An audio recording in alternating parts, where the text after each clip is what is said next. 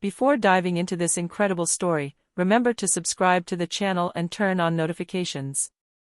Here, every story has something to say, and you won't want to miss a single one. The cold wind swept across the cemetery, lifting the dead leaves around the tombstones.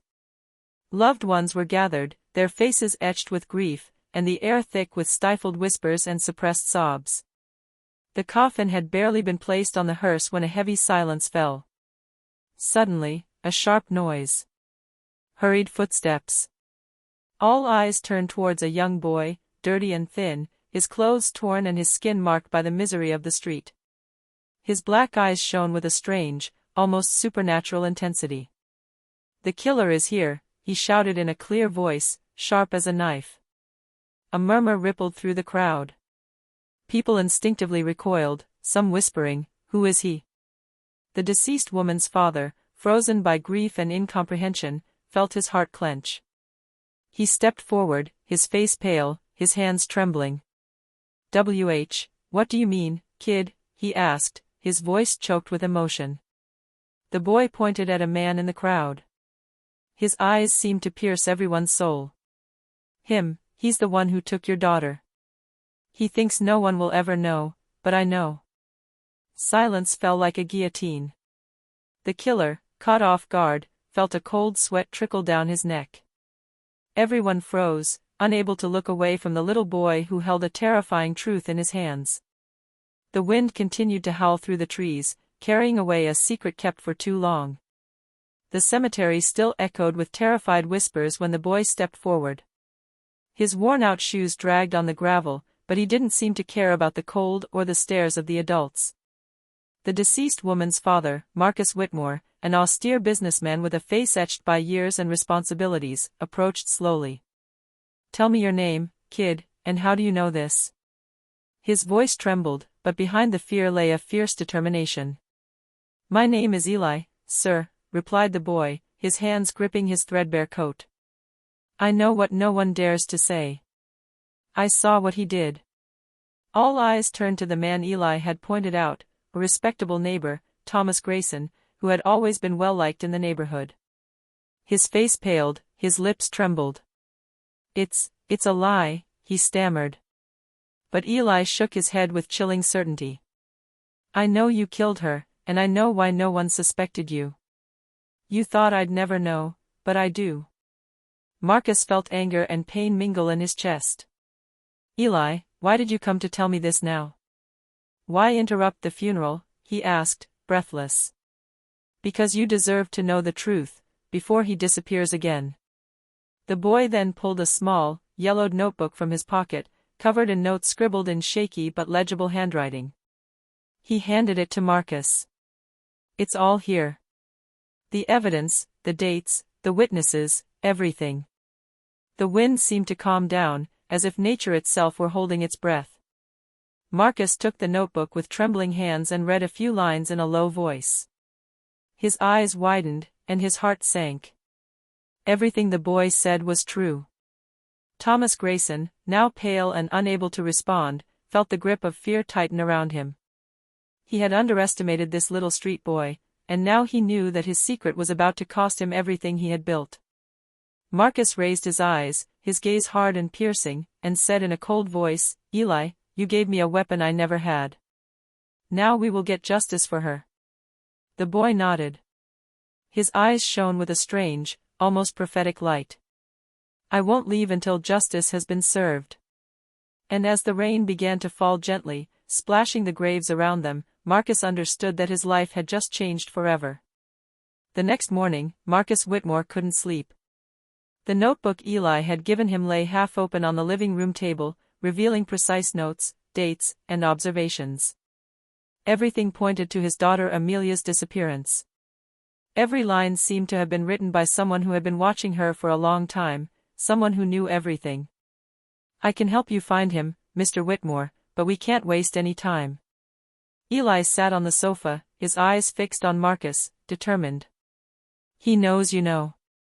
If he senses the tide turning, he'll disappear for good." Marcus sighed, a chilling anger rising within him. "Then we must act, and quickly." He put on his coat, picked up his phone, and began calling a few influential contacts in the police force and in his business. But Eli stopped him. "Don't involve them yet. If Grayson finds out, he'll vanish. We have to corner him ourselves." Marcus nodded, understanding that the boy was right. He looked at Eli with a mixture of concern and respect. "Okay, but where do we begin?" Eli pulled a torn photo from his pocket. It showed Amelia laughing in a park, a few days before she disappeared. On the back of the photo, scrawled numbers and letters formed what looked like a code. "He always leaves clues. I've been following them for weeks. He thinks no one can understand them. But I can." Marcus frowned. "You mean, you've been following Grayson from the beginning?" "Yes. I saw what he was doing and where he was going. I was never able to stop him alone. But with you, we have a chance." Their first lead took them to an abandoned warehouse on the outskirts of town. Eli pointed out the markings on the floor and the barricaded doors. "This is where he's hiding the evidence. But be careful, he's got traps." Inside, it was pitch black. Every footstep echoed, and the slightest noise seemed to amplify their fear. Marcus and Eli moved forward slowly until they found a dusty office, filled with files, photos, and belongings of Amelia. The truth was there, before them, palpable and terrifying. But just as Marcus picked up a file, a crackling sound behind them made their heads turn. Grayson, his eyes wild, held a knife, a cruel smile stretching his lips. "So, you've discovered my little secret," he said, his voice icy. Eli instinctively stepped back, but Marcus positioned himself in front of him. "Not this time, Grayson. This time, it's over." Silence fell, taut as a thread about to snap. The cat-and-mouse game had just entered a new phase, and no one yet knew who would emerge alive from this confrontation. The warehouse was plunged into almost total darkness, disturbed only by rays of light filtering through the broken windows. Grayson still held his knife, his eyes fixed on Marcus and Eli, but there was something else in his gaze: panic. "You really think you can stop me?" Grayson spat. "You know nothing about me, about what I've done." Eli, despite the fear burning in his chest, took a step forward. "I know everything. Every move, every lie, every time you thought you were invisible. I've been following you from the beginning." Grayson sneered, but Marcus sensed a crack in his confidence. "What does this kid know that nobody else knows?" he murmured to himself. Eli stepped forward again, holding the notebook against his chest. "Your plan was perfect, until I started noting your movements. You thought no one was watching you, but you were wrong. And I discovered something even more important." Marcus frowned. "What?" Eli opened a small envelope he had hidden in his pocket. Inside were compromising photos showing Grayson meeting with a mysterious accomplice, and a small journal detailed each encounter, each threat, each crime concealed behind a respectable mask. "You are not alone. And if you try to escape, we will know exactly where to find you." The color left Grayson's face. How did you?" he stammered, lost. Marcus stepped forward, cold and determined.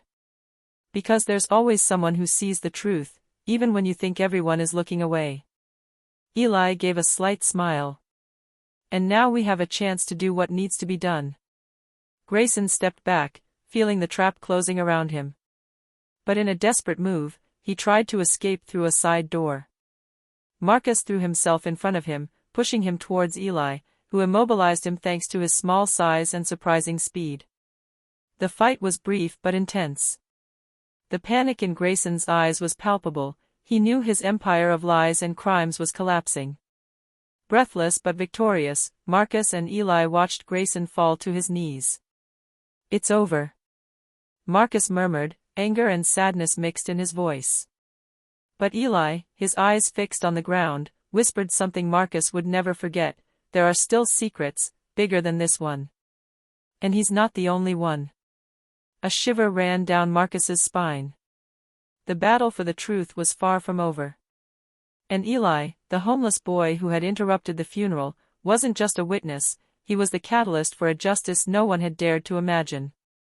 The sky was gray and threatening as Marcus Whitmore and Eli led Grayson to the police station, his hands cuffed, his eyes filled with terror. Sirens wailed in the distance, but in Marcus's heart, a heavy silence had settled. After weeks of lies and suffering, the truth was finally out. In the commissioner's office, Eli placed the notebook on the table, detailing each piece of evidence, the secret meetings, the threatening letters, and the photos of Grayson with his accomplices. The commissioner, an experienced man, nodded gravely. "It's irrefutable. We have everything we need to arrest and indict him." Marcus felt his shoulders relax slightly, but he knew the weight of losing his daughter would never disappear. He turned to Eli, his eyes filled with gratitude. "You saved my family, and maybe others too. But why? Why you, a street kid?" Eli shrugged, a sad smile on his lips. "Because someone had to see the truth. And I couldn't stay silent." As Grayson was led away by the police, Eli stepped out of the station and looked up at the sky. For the first time in a long time, he felt a little warmth and light. Marcus approached him, placing a firm hand on his shoulder. "Eli, you've done more than I could ever have imagined. If you want, I can help you have a better life." The boy looked at Marcus, hesitant, then a genuine smile lit up his face. I just want what I did to matter, for justice to be served." Marcus nodded. "She is, Eli. Thanks to you, she is." In the weeks that followed, Grayson was tried and found guilty. The secrets he had hidden for years came to light, and Marcus could finally begin to heal the pain of losing Amelia, with the certainty that her death had not gone unpunished. As for Eli, he found a new family with Marcus. From a homeless boy to an unsung hero, he had changed a broken life and revealed that sometimes, even the most invisible can become the most powerful instruments of justice.